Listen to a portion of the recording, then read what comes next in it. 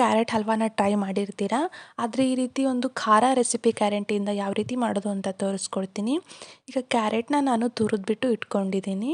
ಹಾಗೆ ಈರುಳ್ಳಿ ಒಂದು, ಟೊಮ್ಯಾಟೊ, ಹಸಿಮೆಣಸಿನ್ಕಾಯಿ ಒಂದು 3, ಸಾಸಿವೆ, ಜೀರಿಗೆ, ಅರಿಶಿನ ಪುಡಿ ಹಾಗೆ ಗರಂ ಮಸಾಲಾನ ತೊಗೊಂಡಿದ್ದೀನಿ, ಸ್ವಲ್ಪ ಕರಿಬೇವು.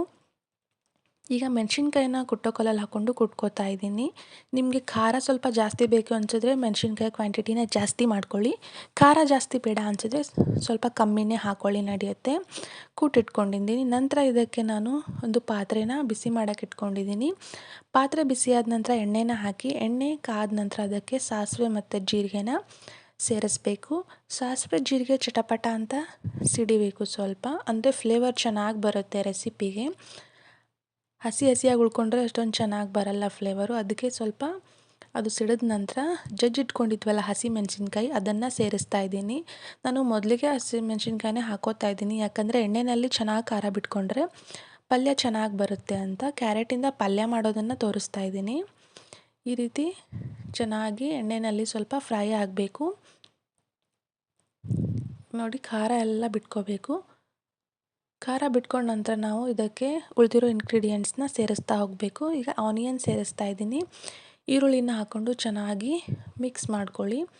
ಈರುಳ್ಳಿ ಸ್ವಲ್ಪ ಮೆತ್ತಗಾಗಬೇಕು, ಅಲ್ಲಿವರೆಗೂ ಇದನ್ನು ಫ್ರೈ ಮಾಡ್ಕೊಳ್ಳಿ.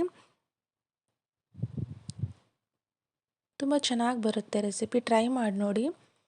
ಯಾರೆಲ್ಲ ನನ್ನ ಚಾನಲ್ನ ಫಸ್ಟ್ ಟೈಮ್ ನೋಡ್ತಿದ್ರು ದಯವಿಟ್ಟು ಸಬ್ಸ್ಕ್ರೈಬ್ ಮಾಡ್ಕೊಳ್ಳಿ, ಲೈಕ್, ಶೇರ್, ಕಮೆಂಟ್ ಕೂಡ ಮಾಡಿ. ಹಾಗೆ ಇದಕ್ಕೆ ಸ್ವಲ್ಪ ಕರಿಬೇವನ್ನು ಕೂಡ ಸೇರಿಸ್ತಾ ಇದ್ದೀನಿ. ಕರಿಬೇವನ್ನು ಸೇರಿಸ್ಕೊಂಡು ಮತ್ತೆ ಒಂದು ಸ್ವಲ್ಪ ಮಿಕ್ಸ್ ಮಾಡ್ಕೊಳ್ಳಿ. ನಂತರ ಇದಕ್ಕೆ ನಾನು ಉಪ್ಪನ್ನು ಸೇರಿಸ್ತಾ ಇದ್ದೀನಿ. ಉಪ್ಪನ್ನು ಹಾಕೋದ್ರಿಂದ ಈರುಳ್ಳಿ ಸ್ವಲ್ಪ ಬೇಗನೆ ಮೆತ್ತಗಾಗುತ್ತೆ. ಸೊ ಅದಕ್ಕೆ ಉಪ್ಪನ್ನು ಸೇರಿಸ್ಬಿಟ್ಟು ಚೆನ್ನಾಗಿ ಮತ್ತೆ ಒಂದು ಮಿಕ್ಸ್ ಕೊಟ್ಕೊಳ್ಳಿ. ಈ ರೆಸಿಪಿನ ಮನೆಯಲ್ಲಿ ಟ್ರೈ ಮಾಡಿ ಹೇಗೆ ಬಂದಿತ್ತು ಅಂತ ನನಗೆ ಕಮೆಂಟ್ ಮೂಲಕ ತಿಳಿಸಿ. ನಂತರ ಇದಕ್ಕೆ ಟೊಮ್ಯಾಟೋನ ಸೇರಿಸ್ತಾ ಇದ್ದೀನಿ. ಒಂದು ಟೊಮ್ಯಾಟೋನ ಹಾಕ್ಕೊಂಡಿದ್ದೀನಿ ನಾನು, ಮೀಡಿಯಮ್ ಸೈಜ್ದು. ಟೊಮ್ಯಾಟೋನ ಸೇರಿಸ್ಬಿಟ್ಟು ಚೆನ್ನಾಗಿ ಮತ್ತೆ ಮಿಕ್ಸ್ ಮಾಡ್ಕೊಳ್ಳಿ. ಟೊಮ್ಯಾಟೊ ಈರುಳ್ಳಿ ಎಲ್ಲ ಚೆನ್ನಾಗಿ ಬೇಯಬೇಕು, ಅಂದರೆ ಪಲ್ಯ ಚೆನ್ನಾಗಿ ಬರುತ್ತೆ. ನೋಡಿ, ಈ ರೀತಿ ಚೆನ್ನಾಗಿ ಮಿಕ್ಸ್ ಮಾಡ್ಕೊಳ್ಳಿ. ಕ್ಯಾರೆಟಿಂದ ಹಲ್ವಾನೂ ಮಾಡ್ಬೋದು, ಆದರೆ ಖಾರ ರೆಸಿಪಿ ಬೇಕು ಅನಿಸಿದ್ರೆ ಸಡನ್ನಾಗಿ ಇನ್ಸ್ಟೆಂಟಾಗಿ ಮನೆಯಲ್ಲಿ ಯಾವುದೇ ರೀತಿ ಕಾಯಿಪಲ್ಯ ಇರಲಿಲ್ಲ ಅಂತಂದರೆ, ವೆಜಿಟೇಬಲ್ಸ್ ಇರಲಿಲ್ಲ ಅಂದರೆ ಒಂದೆರಡು ಕ್ಯಾರೆಟ್ ಇದ್ದರೆ ಸಾಕು, ಕ್ವಿಕ್ಕಾಗಿ ಚೆನ್ನಾಗಿರೋ ಪಲ್ಯನ ನಾವು ರೆಡಿ ಮಾಡ್ಕೋಬೋದು. ಸ್ವಲ್ಪ ಅರಿಶಿಣ ಪುಡಿನ ಸೇರಿಸ್ತಾ ಇದ್ದೀನಿ. ಅರಿಶಿಣ ಪುಡಿನ ಸೇರಿಸ್ಬಿಟ್ಟು ಚೆನ್ನಾಗಿ ಮಿಕ್ಸ್ ಮಾಡ್ಕೊಳ್ಳಿ.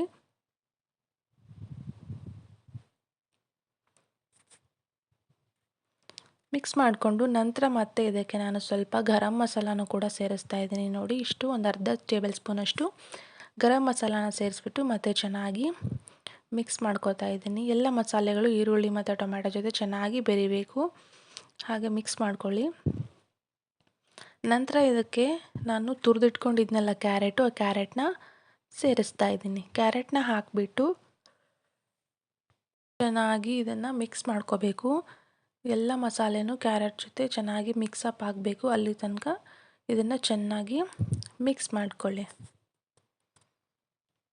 ನೋಡಿ, ಎಲ್ಲ ಮಸಾಲೆನೂ ಚೆನ್ನಾಗಿ ಹೊರ್ಕೋಬೇಕು. ಇದಕ್ಕೆ ನೀರೇನು ಸೇರಿಸೋದು ಬೇಡ. ಕ್ಯಾರೆಟಲ್ಲಿ ಸ್ವಲ್ಪ ನೀರಿನ ಅಂಶ ಇರುತ್ತಲ್ಲ, ಅದರ ಜೊತೆ ಕರೆಕ್ಟ್ ಆಗುತ್ತೆ. ಹೆಚ್ಚಿಗೆ ನೀರು ಹಾಕಕ್ಕೆ ಹೋಗಬೇಡಿ, ಚೆನ್ನಾಗಿ ಬರಲ್ಲ ಪಲ್ಯ. ಸೊ ಈ ರೀತಿ ಚೆನ್ನಾಗಿ ಮಿಕ್ಸ್ ಮಾಡ್ಕೊಳ್ಳಿ.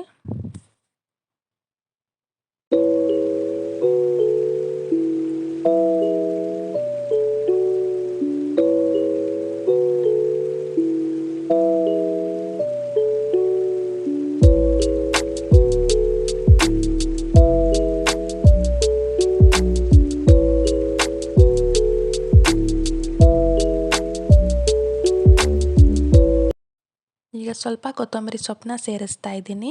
ನೋಡಿ, ಫೈನಲ್ ಆಗಿ ನಮಗೆ ಕ್ಯಾರೆಟ್ ಪಲ್ಯ ರೆಡಿ ಆಯಿತು. ಚಪಾತಿ ಜೊತೆ ಒಳ್ಳೆ ಕಾಂಬಿನೇಷನ್ನು. ಒಂದು ಸತಿ ಟ್ರೈ ಮಾಡಿ ನೋಡಿ, ಹೇಗೆ ಬಂದಿತ್ತು ಅಂತ ನನಗೆ ಕಮೆಂಟ್ ಮೂಲಕ ತಿಳಿಸಿ. Thank you for watching. ಹೀಗೆ ಸಪೋರ್ಟ್ ಮಾಡ್ತಾಯಿರಿ.